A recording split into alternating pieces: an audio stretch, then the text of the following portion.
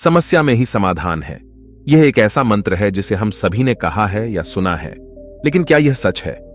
बहुत से लोग समस्याओं के सामने खड़े होकर बस इंतजार करते रहते हैं, आशा करते हैं कि समस्याएं अपने आप हल हो जाएंगी।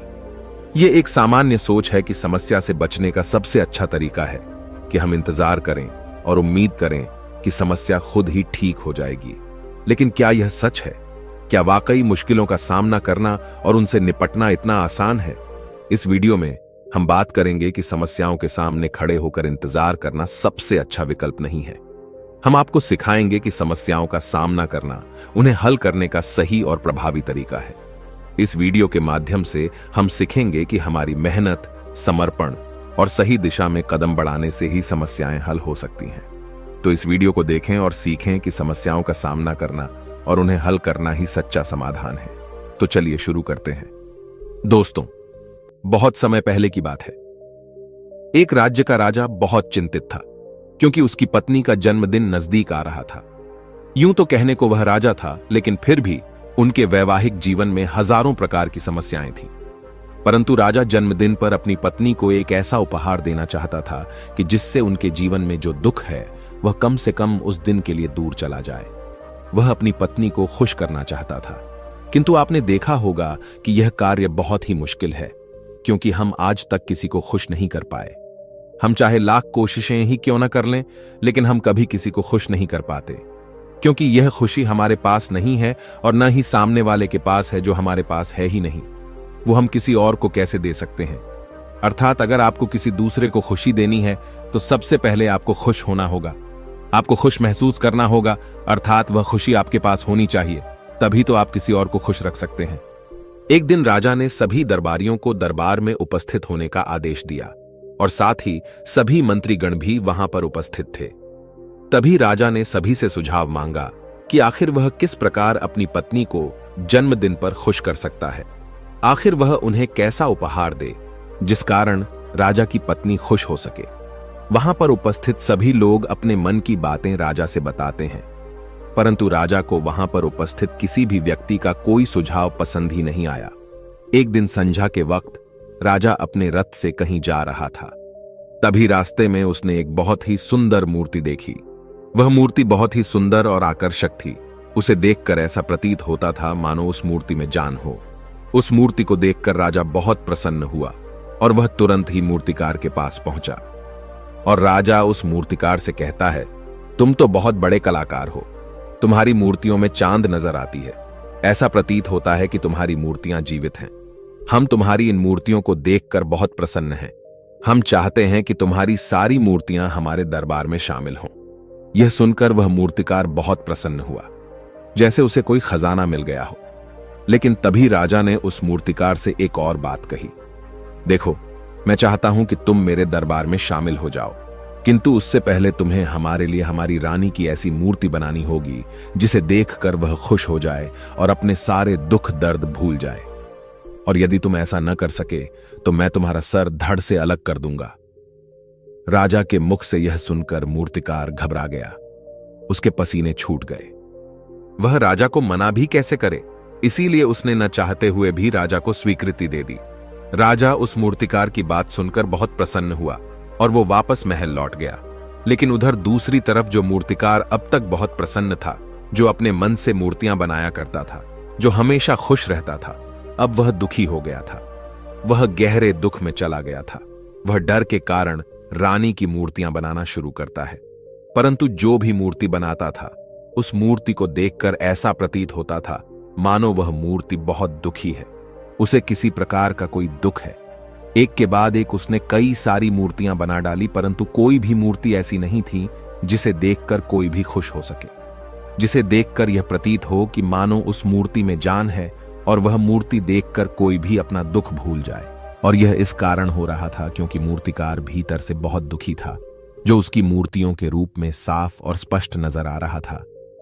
राजा ने उस मूर्तिकार को 1 सप्ताह का समय दिया था, किंतु 4 दिन तो उसने यूं ही व्यर्थ कर दिए। अब उसके पास केवल 3 दिन का ही समय बचा था, जिसके बारे में सोच सोचकर उस मूर्तिकार का गला सूखा जा रहा था। डर के कारण अब उसके हाथ पैर भी काम करना बंद कर चुके थे। उसके हाथ से हथौड़ी और छीनी तक नहीं चल रही थी और उसे अपना भविष्य नजर आ रहा था।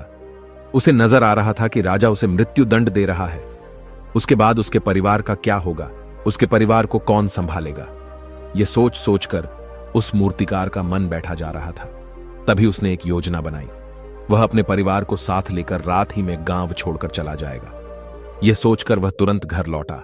उसने सारा सामान बांधा, अपनी पत्नी और अपने बच्चों को भी तैयार किया। वह जैसे ही घर से निकलने वाला था कि तभी उसने देखा कि राजा के सिपाही वहां पर तैनात है। यह देखकर वह मूर्तिकार और भी घबरा गया। वह समझ नहीं पा रहा था कि क्या करे। यदि वह यहां से भागने की कोशिश करता है और पकड़ा जाता है तो राजा उसके साथ साथ उसके परिवार को भी मृत्यु दंड दे देंगे। वह कुछ समझ नहीं पा रहा था। तभी वह जमीन पर बैठ गया और रोने लगा और अपनी पत्नी से कहता है, अब से तुम्हें बच्चों का ख्याल रखना होगा। मेरा और तुम्हारा साथ यहीं तक था, क्योंकि राजा ने जिस प्रकार की मूर्ति का मुझे आदेश दिया है मैं उस प्रकार की मूर्ति नहीं बना पा रहा, जिस कारण राजा मुझे मृत्यु दंड दे देंगे। वह मेरा सर धड़ से अलग कर देंगे और उसके बाद तो तुम्हें ही बच्चों का ख्याल रखना होगा। इतना कहकर वो जोर जोर से फूट फूट कर रोने लगा। देखते ही देखते रात बीत गई और अगले दिन सुबह सुबह उस मूर्तिकार के दरवाजे पर एक गुरु भिक्षा मांगने आए। मूर्तिकार ने उन्हें भिक्षा लाकर दी तो मूर्तिकार बहुत परेशान लग रहा था, जिसे देखकर गुरुवर उस मूर्तिकार से कहते हैं, बेटा, हमारे जीवन में दुख और सुख तो आते ही रहते हैं। हमारे जीवन में दुख और समस्याएं तो होती ही हैं, किंतु इन सभी दुख और समस्याओं का समाधान और निवारण भी होता है, परंतु हम केवल दुख और समस्याएं ही देखते हैं। उन दुख और समस्याओं के छिपे निवारण और समाधान को हम कभी नहीं देख पाते। यदि तुम ध्यान से देखोगे तो हर समस्या का समाधान है और हर दुख का निवारण भी है। मैं यह अच्छी तरह जानता हूं कि तुम यहां से अपनी पत्नी और बच्चों को लेकर भाग जाना चाहते थे, किंतु ऐसा हो नहीं सका। उस मूर्तिकार ने जब गुरु के मुख से यह बातें सुनी तो वह उनके चरणों में जा गिरा और हाथ जोड़कर उन गुरुवर से कहता है, हे गुरुवर, आप ही बताइए मैं क्या करूं। राजा ने मुझे मूर्ति बनाने का आदेश दिया है, किंतु मैं चाहकर भी मूर्ति नहीं बना पा रहा, और यदि मैंने मूर्ति नहीं बनाई तो राजा मुझे मृत्यु दंड दे देंगे और उसके बाद मेरे परिवार का क्या होगा, उनका ख्याल कौन रखेगा। तभी गुरुवर उस मूर्तिकार से कहते हैं, बेटा, आंख बंद कर लेने से कुछ नहीं होने वाला, क्योंकि दुख और समस्याएं तो वहीं की वहीं खड़ी रहती हैं। ध्यान देने और कर्म करने से सब कुछ बदल जाता है। यदि तुम केवल आंखें बंद करके यह सोचोगे कि तुम्हारी समस्याएं चली जाएंगी तो ऐसा कभी नहीं होगा। इतना कहकर उन गुरुवर ने उस मूर्तिकार के कानों में कुछ कहा और उसके बाद वह वहां से चले गए। उन गुरु के वहां से चले जाने के बाद वह मूर्तिकार महल गया, जिसे देखकर राजा उस मूर्तिकार से कहता है, लगता है तुमने समय से पहले ही एक अद्भुत मूर्ति तैयार कर ली है। बताओ वो मूर्ति कहां है, मैं भी उसे देखना चाहता हूं। इस पर मूर्तिकार जवाब देते हुए कहता है, महाराज, अभी तक मैंने मूर्ति तैयार नहीं की है, परंतु आपके दिए हुए समय पर मैं अवश्य ही वह अद्भुत मूर्ति तैयार कर लूंगा। लेकिन उससे पहले मेरा एक बार महारानी से मिलना बहुत आवश्यक है, अन्यथा वह अद्भुत मूर्ति तैयार नहीं हो पाएगी। राजा ने उस मूर्तिकार की सारी बातें ध्यानपूर्वक सुनी और उसके बाद राजा ने मूर्तिकार को महारानी से मिलवाया। मूर्तिकार महारानी से मिलने के बाद महारानी से प्रश्न करते हुए कहता है, महारानी जी, किसी भी औरत के जीवन का सबसे बड़ा दुख क्या हो सकता है। इस पर महारानी जवाब देते हुए उस मूर्तिकार से कहती हैं, किसी औरत का मानव बन पाना उसका सबसे बड़ा दुख है। तभी वह मूर्तिकार महारानी से एक और प्रश्न करते हुए कहता है, महारानी जी, किसी औरत के जीवन का सबसे बड़ा सुख क्या है। महारानी उस मूर्तिकार के इस प्रश्न का जवाब देते हुए कहती हैं, किसी भी औरत के जीवन का सबसे बड़ा सुख उसके पति और उसके बच्चों का उसके पास होना है। महारानी के मुख से अपने प्रश्नों का जवाब जानकर मूर्तिकार बहुत प्रसन्न हुआ और उनसे आज्ञा लेकर वह वापस अपने घर लौट आया और अब से वह दिन रात उस मूर्ति पर काम करने लगा। देखते ही देखते पूरे 3 दिन पूरे हो गए। आखिरकार रानी के जन्मदिवस वाले दिन वह मूर्तिकार उस मूर्ति को लेकर राजमहल पहुंचता है। लेकिन अब राजा के मन में यह बेचैनी थी कि पता नहीं उस मूर्तिकार ने आखिर कैसी मूर्ति बनाई होगी, पता नहीं वह मूर्ति महारानी को पसंद आएगी भी या नहीं। इस प्रकार के कई प्रश्न राजा के मन में चल रहे थे। राजा के मन की बेचैनी लगातार बढ़ती ही जा रही थी, लेकिन उधर दूसरी तरफ राजा को उस मूर्तिकार पर पूर्ण विश्वास भी था क्योंकि राजा ने पहले ही उस मूर्तिकार के हाथों की कला देखी हुई थी। इसलिए एक तरफ उनके मन में यह भी विचार चल रहे थे कि उस मूर्तिकार ने जरूर ही अद्भुत मूर्ति बनाई होगी। वह मूर्ति सफेद कपड़ों से ढकी हुई थी। तभी राजा ने उस मूर्ति की ओर इशारा करते हुए रानी से कहा, यह आपका जन्म दिवस का तोहफा है, इसे कबूल करें। उसके बाद रानी ने अपने हाथों से उस मूर्ति से वह कपड़ा हटाया और उस मूर्ति को देखते ही रानी की आंखों से आंसू बहने लगे। और यह देखकर राजा को ऐसा प्रतीत हुआ कि मानो महारानी को यह मूर्ति पसंद नहीं है। इसलिए राजा ने तुरंत ही क्रोधित होकर अपने सिपाहियों को आदेश दिया और उस मूर्तिकार को बंदी बनवा लिया। लेकिन तभी महारानी राजा से कहती हैं, रुकिए, इस मूर्तिकार ने तो मेरा दुख और सुख एक ही मूर्ति में निकाल दिया है। इस मूर्ति में मेरे पति मेरे साथ है और मेरे हाथ में मेरा बच्चा है। इससे सुंदर मूर्ति मैंने आज तक नहीं देखी। ये बहुत ही लाजवाब है, अद्भुत है। इससे सुंदर तोहफा मेरे लिए और कोई नहीं हो सकता। काश ऐसा मेरे जीवन में वास्तव में हो जाए, मेरे पति भी मेरे साथ हों और मेरे हाथों में मेरा बच्चा हो। महारानी की ये सारी बातें सुनकर और मूर्ति को देखकर राजा को अपनी गलती का एहसास हुआ। राजा अपनी प्रजा और अपने साम्राज्य की देख रेख में इतना व्यस्त रहता था कि वह कभी अपनी पत्नी को समय नहीं दे पाता था, जिस कारण राजा की आंखों से आंसू बहने लगे और दरबार में उपस्थित सभी लोग वह मूर्ति देखकर हैरान। आज तक किसी ने भी ऐसी सुंदर और जीवित मूर्ति नहीं देखी थी, जिसमें सुख और दुख एक साथ नजर आ रहे हों। उसके बाद उस राजा ने उस मूर्तिकार को रिहा करवाया और उसे ढेरों इनाम दिए और अपने राज्य दरबार में जगह भी दी। किंतु उस मूर्तिकार ने इनाम तो स्वीकार कर लिया, परंतु राज दरबार में उसे जगह नहीं ली और हाथ जोड़कर राजा से कहता है, हे महाराज, मेरी आपसे विनती है, आपने मुझे चेतावनी दी थी, यदि मैं ये मूर्ति नहीं बना सका तो आप मुझे मृत्यु दंड दे देंगे। किंतु मैं आपसे बस इतना ही कहना चाहता हूं, हम में से चाहे कोई भी प्राणी क्यों ना हो, सभी के प्राण उतने ही कीमती है जितना कि आपका या महारानी के हैं। इसीलिए किसी को भी बिना दोष के दंड नहीं देना चाहिए। मेरी पत्नी ने मुझसे कहा था कि राजा की दोस्ती और दुश्मनी दोनों ही अच्छी नहीं है, इसीलिए मुझे आपके राज दरबार में कोई स्थान नहीं चाहिए। मैं अपनी छोटी सी दुनिया में बहुत खुश हूं। मैं अपने छोटे से परिवार के साथ बहुत खुश हूं। मैं आज तक जो करता आया हूं, मुझे वह पसंद है और मैं अपने पूरे जीवन काल वही करना चाहता हूं। मैं जैसा हूं, जिस हाल में हूं, मुझे बहुत प्रसन्नता है कि मैं आज इतना खुशहाल इंसान हूं। अब मुझे आज्ञा दीजिए।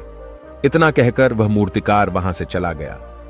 दोस्तों, इसी प्रकार हमारे जीवन में भी बहुत बड़े बड़े संकट और दुख आते जाते हैं, किंतु वास्तव में तो यह दुख और संकट हमें कुछ सिखाने के लिए आते हैं, किंतु हम तो केवल उन दुख और समस्याओं को ही देखते रह जाते हैं। हम उनका निवारण खोजने का तनिक भी प्रयास नहीं करते, और जब हम दुख के समय क्रोध करते हैं तो हम वास्तविकता में अपना ही नुकसान कर लेते हैं। जो व्यक्ति समझदार होते हैं वह अपने दुख और परेशानियों से यह सबक सीख ही लेते हैं कि उन्हें विषम परिस्थितियों में शांत रहकर उन दुखों का निवारण करना चाहिए, उन समस्याओं का समाधान करना चाहिए। किंतु हम में से अधिकांश लोग यह नहीं सीख पाते और वे लोग दुख और परेशानियों के समय पर क्रोधित हो ही जाते हैं। वह इस बात को अच्छी तरह जानते हैं कि हमें दुख और समस्या के समय पर शांत रहना चाहिए और उसका समाधान खोजने का प्रयास करना चाहिए, किंतु हम बार बार वही गलती दोहराते रहते हैं। जब भी हमारे सामने कोई विषम परिस्थिति उत्पन्न होती है तो हम बार बार क्रोधित हो जाते हैं और क्रोध में आकर हम अपना ही नुकसान कर लेते हैं, क्योंकि क्रोध में हम कभी भी कोई चीज सीख नहीं सकते।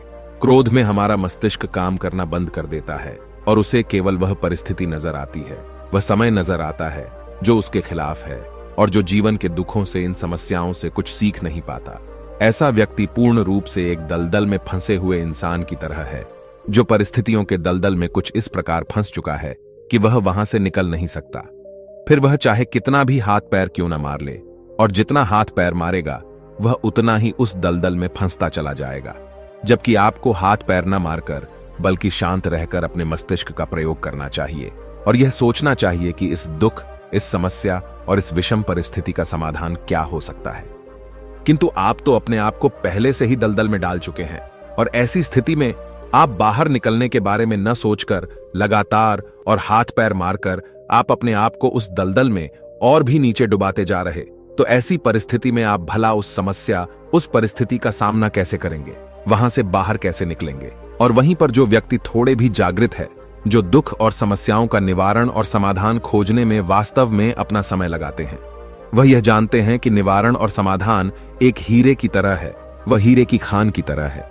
जिस प्रकार एक हीरे को ढूंढा जाता है, फिर उसे तराशा जाता है, जिसके बाद उस हीरे की कीमत बहुमूल्य हो जाती है, ठीक वैसे ही दुख और समस्या में समाधान और निवारण खोजने की आवश्यकता होती है, और वह हमें खोजने भी चाहिए। और जब आपको मिल जाते हैं, तब आपको एक ऐसी संपदा मिलती है, एक ऐसी समझ, एक ऐसा विश्वास, एक ऐसी शक्ति मिलती है कि उसके बाद आपके सामने जब भी कोई समस्या या कोई परेशानी आती है तो आप अकेले नहीं होते, बल्कि आप यह समझ जाते हैं कि वह विषम परिस्थिति आपको कुछ सिखाने आई है और आप उसका डटकर सामना करते हैं।